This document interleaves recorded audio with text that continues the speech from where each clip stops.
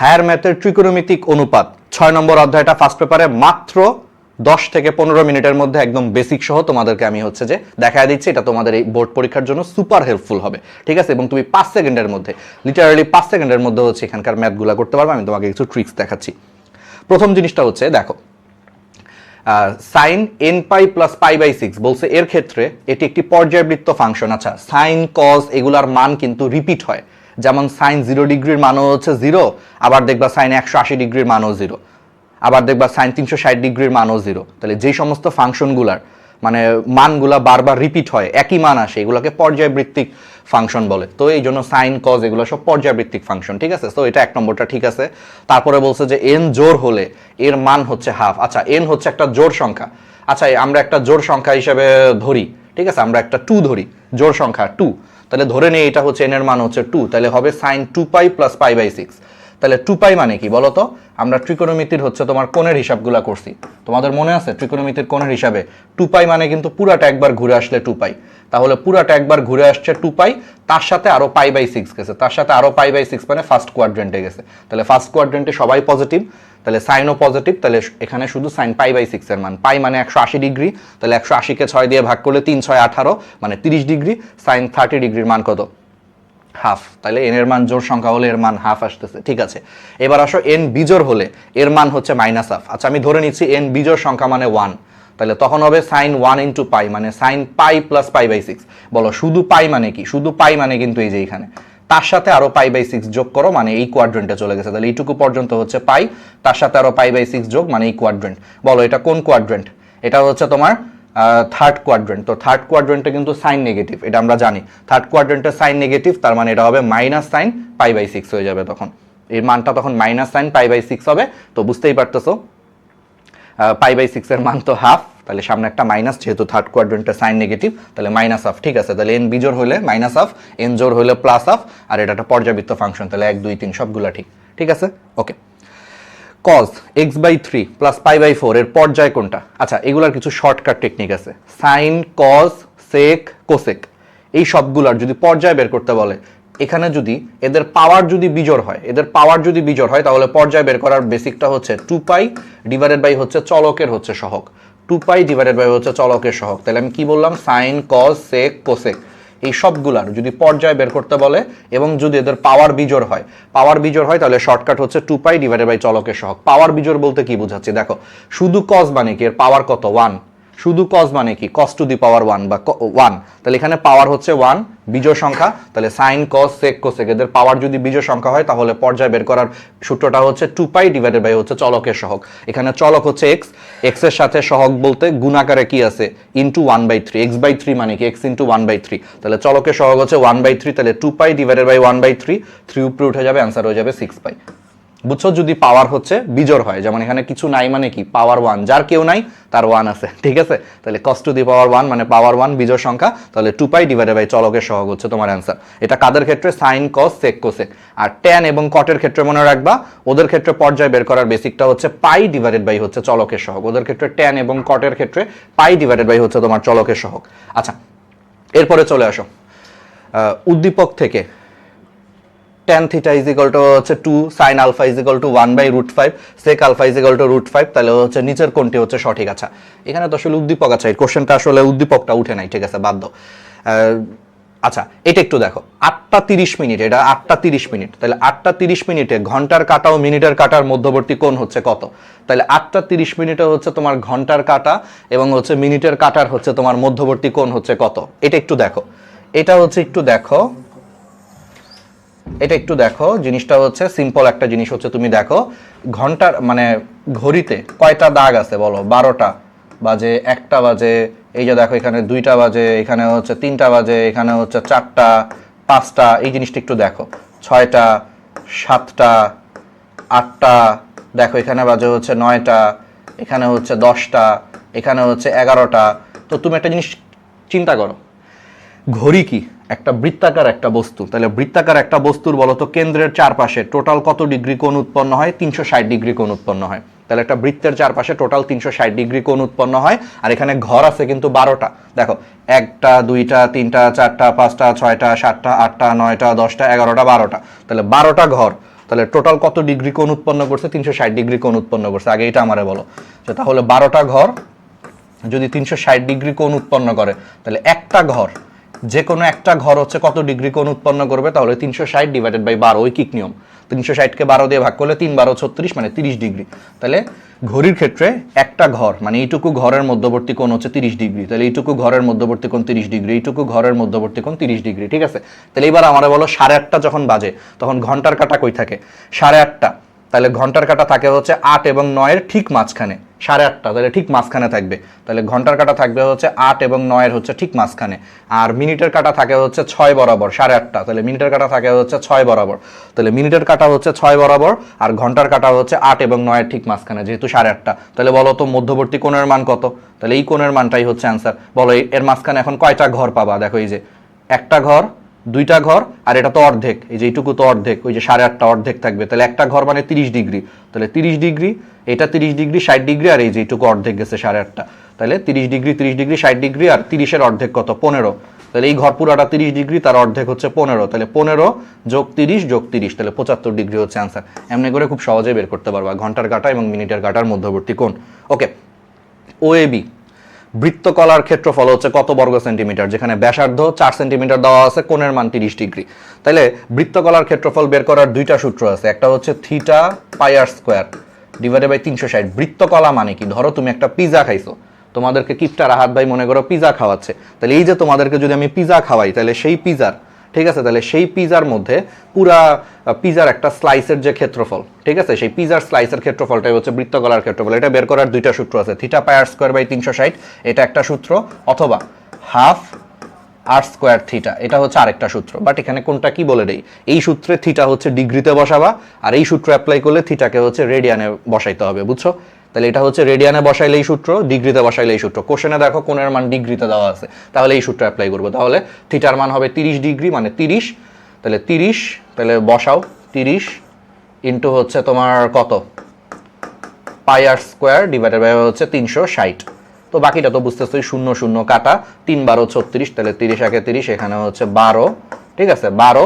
পায়ের মান হচ্ছে 3.1416, আর এর মান হচ্ছে 4 সেন্টিমিটার, ঠিক আছে, 4 সেন্টিমিটার। তাহলে আর এর মান হচ্ছে 4 স্কোয়ার মানে 16, 16 বাই 12, 16 বাই 12 মানে হচ্ছে 4/3, ঠিক আছে। তাহলে 4/3 ইন্টু পাই, তাহলে 4/3 ইন্টু পাই, যত আসে তত। পায়ের মান হচ্ছে 3.1416। তো দেখো এখানে হচ্ছে কত আসে, এখানে দেখো আলটিমেটলি অ্যান্সারটা হচ্ছে 4.19 আসে। আমি ক্যালকুলেটর দিয়ে না, এটা অ্যান্সার তো বুঝছোই, 4/3 পাই আসবে। পাই আর এর মান হচ্ছে 4 সেন্টিমিটার, বসাও, অ্যান্সার চলে আসবে। আর পায়ের মান 3.1416 হবে এখানে। যদি cos theta is equal to হচ্ছে 12/13 এবং 0 degree is less than theta is less than পাই/2 হয়, তাহলে tan থিটার মান কত? দেখো কোণের মানটা ইম্পর্টেন্ট, অর্থাৎ এখানে বলে দিছে কোণের মানটা 0 ডিগ্রি থেকে বড় কিন্তু পাই/2 মানে 90 ডিগ্রি থেকে ছোট। তাহলে 0 থেকে বড় কিন্তু 90 ডিগ্রি থেকে ছোট মানে এটা ফার্স্ট কোয়াড্রেন্ট বা প্রথম চতুর্ভাগে। তাহলে কোণ যদি প্রথম চতুর্ভাগে হয়, আমরা জানি প্রথম চতুর্ভাগে সবগুলা ত্রিকোণমিতিক অনুপাত হচ্ছে তোমার পজিটিভ হয়। তাহলে cos ও পজিটিভ, tan ও পজিটিভ, ঠিক আছে। ওকে, তাহলে প্রথম চতুর্ভাগ সব পজিটিভ, তার মানে tan থিটা হচ্ছে পজিটিভ হবে। বলো টেরা লম্বা ভূত, তাহলে tan থিটা মানে কি? টেরা লম্বা ভূত মানে লম্ব বাই ভূমি, ঠিক আছে। তাহলে লম্ব ডিভাইডেড বাই ভূমি, তাহলে এখানে লম্বের মান লাগবে, ভূমির মান লাগবে, ঠিক আছে। তাহলে এবার আমাকে তুমি একটু বলো cos থিটা 12/13, বলো cos কিসের কিসের অনুপাত? বলো কবরে ভূত আছে, তুমি ছোটবেলায় পড়ছো। তাহলে কবরে ভূত আছে, অর্থাৎ এই 12 হচ্ছে তোমার ভূমি, আর আছেতে হচ্ছে অতিভুজ, তাহলে অতিভুজ হচ্ছে তোমার 13। তাহলে অতিভুজ 13, ভূমি 12, তুমি লম্বটা বের করে ফেলো। লম্ব বের করতে পারবা না, দেখবা ওই যে পিথাগোরাস দিয়ে করবো, অতিভুজ স্কোয়ার ইজ ইকুয়াল টু ভূমি স্কোয়ার প্লাস লম্ব স্কোয়ার, অর্থাৎ 13 square is equal two 12 square plus x square করে তুমি লম্বের মান বের করতে পারবা। দেখবা লম্বটা আসবে হচ্ছে 5, লম্ব আসবে 5, পিথাগোরাস দিয়ে লম্ব বের করবা, তাহলে লম্ব হচ্ছে 5, তাহলে এই যেখানে লম্বের মান হচ্ছে 5 আর ভূমি হচ্ছে তোমার 12, তাহলে tan থিটার মান হবে 5/12, শেষ অ্যান্সার, ঠিক আছে। আর প্রথম চতুর্ভাগ সবগুলো positive, so tan theta positive. Okay, sec x/4 এর মৌলিক পর্যায় কত? কিছু হইলো? কি বলছিলাম? sin cos sec cosec, এই চারটার মৌলিক পর্যায় বের করার সূত্র হচ্ছে যদি পাওয়ার বিজোড় হয়, পাওয়ার বিজোড় হয় তাহলে মৌলিক পর্যায় বের করার সূত্র হচ্ছে 2π ডিভাইডেড বাই হচ্ছে চলকের হচ্ছে সহগ।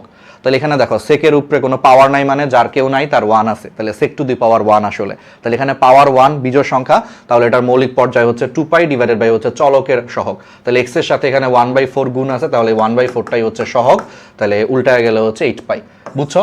আর যদি এটার পাওয়ার জোর হয়, সাইন কস সেক কোসেক এই চারটার যদি পাওয়ার জোর হয় তখন মৌলিক পর্যায়ে বের করার সূত্র হচ্ছে পাই ডিভাইডেড বাই হচ্ছে চলকের সহগ, বুঝছো? তখন পাই ডিভাইডেড বাই চলকের সহগ। আর ট্যান এবং কট এই দুইটার সবসময়, এটার পাওয়ার জোর হোক বা বিজোর হোক, ট্যান এবং কটের সবসময় হচ্ছে পর্যায়ে বের করার সূত্র হচ্ছে পাই ডিভাইডেড বাই চলকের সহগ। শেষ। ওকে, তাহলে এগুলা পারবা। cot x is equal to 5/4 এবং পাই is less than x is less than 3π/2 হলে sin x এর মান কত? আচ্ছা, পাই মানে 180 ডিগ্রি আর দেখবা 3π হচ্ছে 2 মানে 270 ডিগ্রি। মানে এখানে বলে দিছে কোণের মান হচ্ছে 180 ডিগ্রি থেকে বড় কিন্তু 270 ডিগ্রি থেকে ছোট। বলো 180 থেকে বড় কিন্তু 270 ডিগ্রি থেকে ছোট মানে কোনটা হচ্ছে থার্ড কোয়াড্রেন্টে আছে, তৃতীয় চতুর্ভাগে অবস্থিত। বলো তৃতীয় চতুর্ভাগে সাইন কি নেগেটিভ না? বলো তৃতীয় চতুর্ভাগে সাইন কিন্তু নেগেটিভ, তাহলে তৃতীয় চতুর্ভাগে হচ্ছে সাইন নেগেটিভ, এটা আমরা আগেই জানি। এখন আসো সাইন কিসের কিসের অনুপাত? ওই যে মনে করে দেখো সাগরে লবণ আছে, তাহলে সাগরে লবণ আছে মানে লম্ব বাই অতিভুজের অনুপাত হচ্ছে সাইন, তাহলে লম্ব বাই অতিভুজ লাগবে তোমার, আসলে আর কিছু লাগবে না, হয়ে গেছে। আর কট, কটকে উল্টাইলে কি পাওয়া যায়? ট্যান পাওয়া যায়। কট এক্স যদি 5/4 হয় তাহলে বলো ট্যান এক্স কত? তাহলে ট্যান এক্স হচ্ছে তোমার 4/5। শেষ। তাহলে টেরা লম্বা ভূত, তার মানে এখানে লম্বের মান হচ্ছে 4 আর ভূমি হচ্ছে কত? টেরা লম্বা ভূত। ওই যে cot x এর উল্টা হচ্ছে tan x, তাহলে cot x 5/4 হলে tan x হচ্ছে উল্টা হবে 4/5 হবে, তাহলে tan x হচ্ছে টেরা লম্বা ভূত, তাহলে এটা হচ্ছে ভূমি, তাহলে লম্ব ভূমি।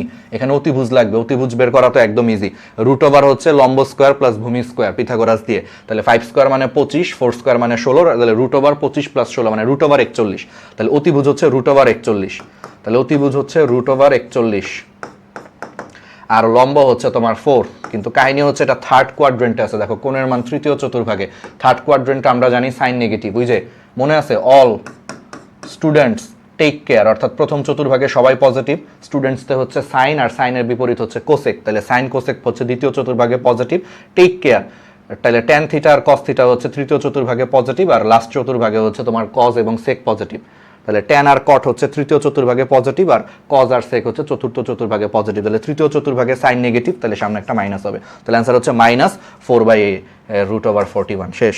তারপরে আসো, একটি গাড়ির চাকার ব্যাসার্ধ 20 সেন্টিমিটার, চাকাটি প্রতি সেকেন্ডে হচ্ছে 10 বার আবর্তিত করা হলে চাকাটির পরিধি হচ্ছে, আচ্ছা ব্যাসার্ধ যদি 20 হয় পরিধি কত? 2πr, পরিধি 2πr, তাহলে আর এর মান 20 বসাও, 20 × 2 40 পাই, ঠিক আছে, পরিধি 40 পাই সেন্টিমিটার, ঠিক আছে।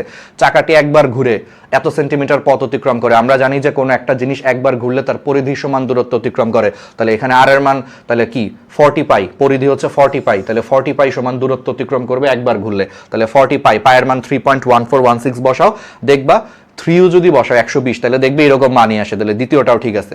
তারপরে বলছে চাকাটির গতিবেগ প্রায় হচ্ছে 12.57 মিটার পার সেকেন্ড। আচ্ছা দেখো চাকাটি 1 সেকেন্ডে 10 বার যায়, তাহলে 1 সেকেন্ডে 10 বার গেলে আমি জানি যে একবার গেলে পরিধি সমান দূরত্ব অতিক্রম করে, এতটুকু দূরত্ব অতিক্রম করে, 10 বার গেলে এর 10 গুণ দূরত্ব অতিক্রম করে, একবার গেলে তো পরিধি সমান দূরত্ব বা এইটুকু দূরত্ব অতিক্রম করে, তাহলে প্রত্যেক সেকেন্ডে সে 10 বার ঘুরে চাকাটা, তাহলে 10 বার ঘুরলে এটার 10 গুণ দূরত্ব অতিক্রম করবে, তাহলে এটার সাথে 10 দিয়ে গুণ করো, এটা হবে হচ্ছে 1256.61 এত সেন্টিমিটার, তাহলে 10 বার গেলে এতটুকু সেন্টিমিটার দূরত্ব অতিক্রম করে, তাহলে এইটুকু দূরত্ব অতিক্রম করে প্রতি সেকেন্ডে, তাহলে এইটুকু দূরত্ব অতিক্রম করে হচ্ছে প্রতি সেকেন্ডে, 1 সেকেন্ডে এইটুকু, তাহলে জাস্ট এখন সেন্টিমিটারকে মিটারে কনভার্ট করো, 100 দিয়ে ভাগ করো, 100 দিয়ে ভাগ করলে এটা হয়ে যাবে হচ্ছে কত?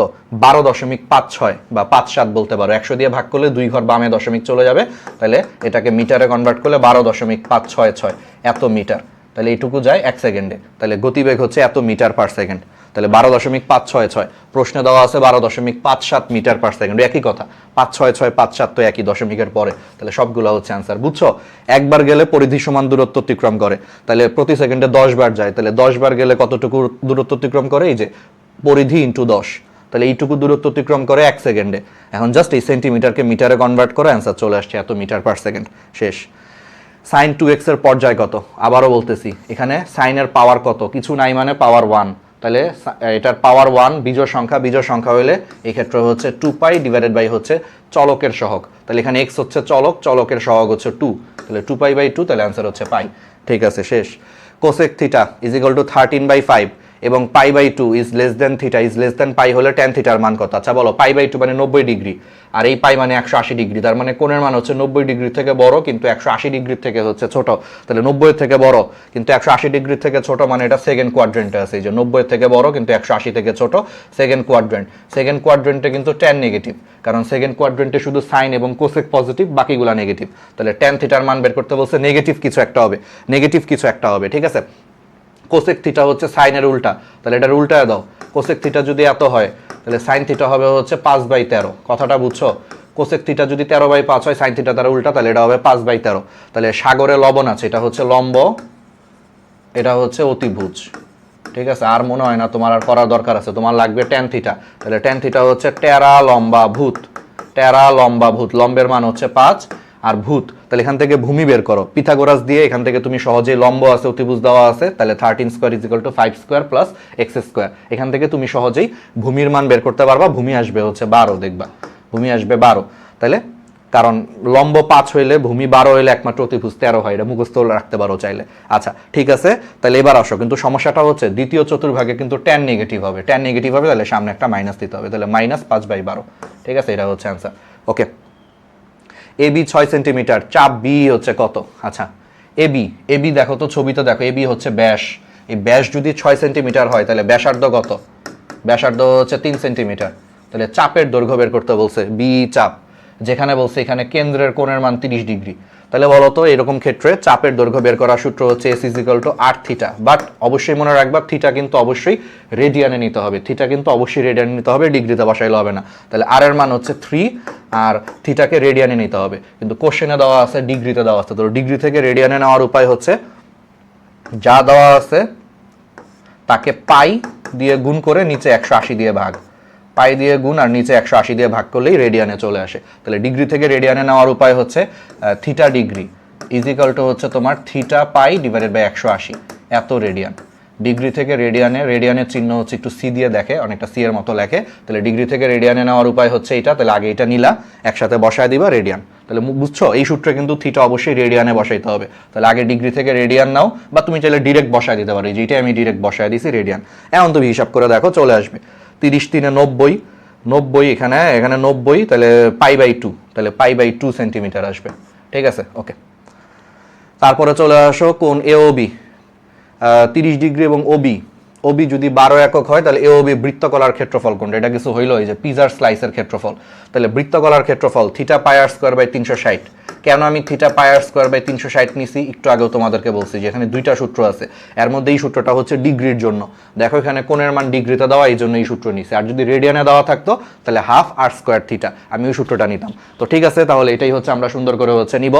ওকে, তাহলে এখন জাস্ট মান বসায় দাও, থিটা হচ্ছে 30, তাহলে 30 × পাই, তো পাই, আর এর মান কত? ব্যাসার্ধ, দেখো ছবিতেই দেখতে পাচ্ছ এই যে ওবিটাই ব্যাসার্ধ, ওবিটাই কিন্তু বৃত্তের ব্যাসার্ধ, যেটা 12 দেওয়া আছে। তাহলে 12 স্কোয়ার বাই হচ্ছে 360। আর কি করার দরকার আছে? এখানে হচ্ছে 12 হবে, একটা 12 কাটা, তাহলে 12 পাই, 12 পাই হচ্ছে অ্যান্সার। করে দেখো, এই 30 × 30, এখানে 12, 12 স্কোয়ার উপরে 12 স্কোয়ার নিচে 12, একটা 12 কাটা, তাহলে 12 × পাই, 12 পাই হচ্ছে অ্যান্সার। ক্ষেত্রফল এত বর্গ একক। ওকে, ট্যান থিটা এত হইলে, কস থিটা ধনাত্মক হইলে সাইন থিটার মান কত? আচ্ছা এটা কিছু হইলো, দেখো ট্যান থিটা পজিটিভ, মানটা দেখো ট্যান পজিটিভ, আবার বলছে কজও পজিটিভ। বলো এমন একটা কোয়াড্রেন্টের নাম বলো যেই চতুর্ভাগে ট্যানও পজিটিভ কজও পজিটিভ। একমাত্র হচ্ছে প্রথম চতুর্ভাগে, তুমি খেয়াল করে দেখো, একমাত্র প্রথম চতুর্ভাগে ট্যানও পজিটিভ কজও পজিটিভ, খেয়াল করে দেখো। এছাড়া অন্য কোনো চতুর্ভাগে কিন্তু ট্যান এবং কজ দুইটা একসাথে পজিটিভ না। যেমন থার্ড কোয়াড্রেন্টে শুধু ট্যান পজিটিভ, সেখানে কিন্তু কজ নেগেটিভ। তাহলে এমন একটা কোয়াড্রেন্ট যেখানে ট্যানও পজিটিভ আবার কজও পজিটিভ বলে দিছে, তাহলে একমাত্র এটা প্রথম চতুর্ভাগ। তাহলে প্রথম চতুর্ভাগ যেহেতু, তাহলে এখানে সাইন থিটাও পজিটিভ হবে, তাহলে সাইন থিটাও পজিটিভ হবে। বাকিটা আমার মনে হয় পারবা। ট্যান থিটা মানে হচ্ছে লম্ব বাই ভূমি, সাইন থিটা মানে হচ্ছে লম্ব বাই অতিভুজ। তাহলে সাইন থিটা মানে লম্ব বাই অতিভুজ, তাহলে এখানে লম্বের মান দেখতেই পাচ্ছ এই যে 5, আর অতিভুজ কত? লম্ব 5, এটা ভূমি, তাহলে অতিভুজ হচ্ছে 13, তোমরা একটু আগেও জানো। তাহলে 5/13 হচ্ছে অ্যান্সার, শেষ প্রথম চতুর্ভাগ। ওকে, থিটা কোণ 0 ডিগ্রি থেকে বেড়ে 90 ডিগ্রি হলে সাইন থিটার মান নিচের কোণটি হয়। ঠিক আছে, এটা তো একদম দুনিয়ার সবচেয়ে সহজ জিনিস। বলো, এটা দুনিয়ার সবচেয়ে সহজ জিনিস। 0 ডিগ্রি থেকে বেড়ে 90 ডিগ্রি হইলে কোণের মান সাইন 0 ডিগ্রির মান কত? বলো, সাইন 0 ডিগ্রির মান হচ্ছে 0, আর সাইন 90 ডিগ্রির মান কত? 1। তাইলে 0 থেকে বেড়ে 1 হয়, তাহলে 0 থেকে বৃদ্ধি পেয়ে 1 হয়, শেষ। এটাই হচ্ছে অ্যান্সার। কারণ সাইন 0 ডিগ্রির মান হচ্ছে 0, সাইন 90 ডিগ্রির মান হচ্ছে 1, তাহলে কোণের মান 0 ডিগ্রি থেকে বেড়ে 90 ডিগ্রি হইলে সাইনের মানও বেড়ে 0 থেকে 1 হয়, তাহলে 0 থেকে বৃদ্ধি পেয়ে 1 হয়, শেষ। এইগুলোই তোমাদের ত্রিকোণমিতিক অনুপাত 6 নম্বর চ্যাপ্টারে। সংযুক্ত কোণের ত্রিকোণমিতিক অনুপাত হচ্ছে 7 নম্বর চ্যাপ্টার, সেখান থেকে কোশ্চেন বেশি আসে, তবে তারপরও এখান থেকেও কিন্তু এমসিকিউতে কোশ্চেন আসে, সেগুলো আমরা একটু বেসিক সহ দেখাই দিলাম। আশা করি ক্লিয়ার, সুন্দর করে পারবা। আর এইভাবেই কিন্তু আরটিডিএস, দেশের অনলাইন মেডিকেল প্ল্যাটফর্ম আরটিডিএস তোমাদের সাথে কিন্তু আছে। আরটিডিএস এ যুক্ত হইতে তুমি আমাদের এই যে এই নম্বরটা, ঠিক আছে, আমাদের এখানে একটা দেওয়া আছে, এই যে দেখো গ্র্যাভিটি মেডিস্টেশন, এই ফেসবুক পেজটাতে হচ্ছে মেসেজ দাও, অথবা তুমি সরাসরি হচ্ছে আমাদের ওয়েবসাইট থেকেও তুমি হচ্ছে এনরোল করে ফেলতে পারো। আর যদি তোমাদের কোনো কিছু আমাদের সম্পর্কে কোনো কিছু জানতে হয়, এই নম্বরে হচ্ছে তোমরা ফোন দিও, ফোন অথবা হোয়াটসঅ্যাপ দিও, ঠিক আছে। এটা স্ক্রিনশট নিয়ে রাখো, তাহলে আশা করি এখানে যোগাযোগ করো, অথবা এই যে ফেসবুকে ঠিক এই গ্র্যাভিটি মেডিস্টেশন লিখে হচ্ছে পেজে সার্চ দিয়ে পেজে মেসেজ দাও মেডিকেল ব্যাচ সম্পর্কে জানতে, বা আমাদের সাথে যদি যোগাযোগ করতে চাও, কথা বলতে চাও, ঠিক আছে। আর এই পিডিএফটা আমরা প্রথম কমেন্টের হচ্ছে লিঙ্কেও দিয়ে দিচ্ছি, সেখান থেকেও পিডিএফটা তুমি রিভিশন দিতে পারবে। আর আমাদের জন্য দোয়া করো। ধন্যবাদ তোমাদের সবাইকে।